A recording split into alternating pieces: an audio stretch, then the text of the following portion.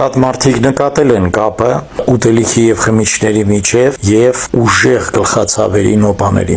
Ինչ-որ մեկի մոտ միգրենի նոպան սկսվում է շոկոլադից, մսից, մյուսների մոտ ալկոհոլային խմիչքներից, հատկապես կարմիր գինուց։ Անգամ հեռացնելով ռացիոնից այդ ուտելիքները, ալկոհոլային խմիչքները, միևնույն է,